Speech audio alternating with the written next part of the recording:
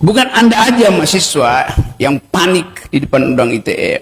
Kira-kira sebulan lalu, saya datang ke Gunung Gede, Gunung Pangrango di Cianjur di situ. Kepala desanya lulusan SD. Dia bilang begini, Gunung Gede itu lagi dieksplorasi oleh sebuah perusahaan untuk mengambil panas bumi di situ. Padahal itu lahan konsesi bagi petani itu. Jadi mulai diisukan bahwa petani nggak boleh lagi bertani karena ini adalah dia sebut proyek strategis Presiden Jokowi. Proyek strategis. Mengucapkan kata proyek strategis udah bikin panik masyarakat di situ.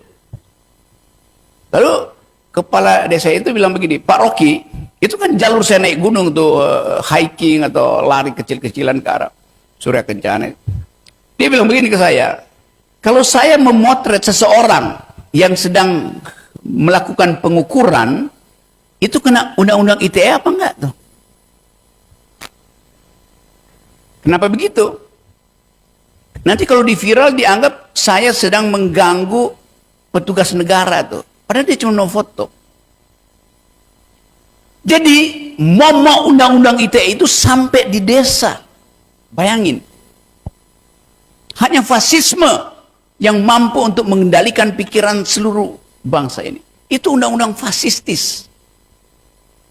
Yang di dalam novel George Orwell 1984 disebut The Big Brother is watching us itu. Kekuasaan besar memata-matai rakyat. Jadi kalau kita diamkan itu, artinya kita masuk di dalam jebakan psikologi yang paling buruk dari manusia, yaitu takluk. Lawan aja kan. Satu ditangkap, oke. Dua ditangkap, tiga ditangkap. Kalau 1000 ditangkap, hakimnya bingung bagaimana memproses itu. Mesti ada perlawanan.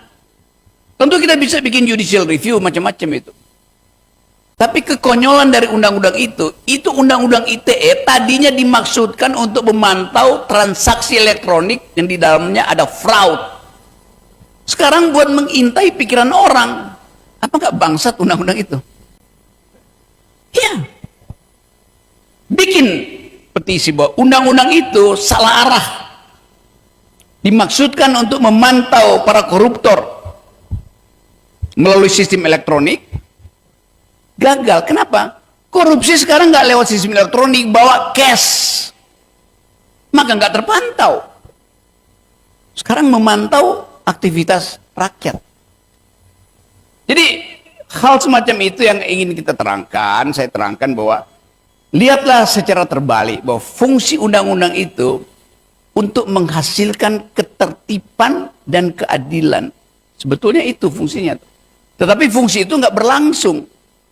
Karena perubahan cara korupsi itu. Nggak ada orang sekarang korupsi pakai bank, nggak ada. Bawa cash, under table transaction. Rupiah terlalu besar, pakai dolar Singapura yang 110.000 dolarnya ada nominalnya. Jadi bagian itu yang mesti kita ucapkan. Jadi jangan takut dengan undang-undang itu. Tetap katakan bahwa tekniknya begini. Kami mengkritik dengan basis analisis, gampang. Menghina dengan basis analisis. Bilang aja, kami mau menghina Presiden Jokowi. Tuduh aja. Buktikan. Oke, kasih kami akses untuk membaca seluruh dokumen di istana. Debat aja begitu. Namanya juga analisis. Pasti Anda dihalangi. Kalau Anda dihalangi, kenapa Anda mesti dihukum? Riset itu selalu sifatnya ongoing. Selama dia belum final, nggak boleh ada kriminal di situ. Satu waktu Anda akan temukan bahwa kebohongan istana itu ada di disertasi seseorang yang hadir di ruang ID hari ini. Gampang. Jadi pastikan bahwa riset tetap jalan, kritisisme tetap jalan. Pembusukan istana itu akan berlangsung karena kekonyolan-kekonyolan kebijakan mereka sendiri. Terima kasih.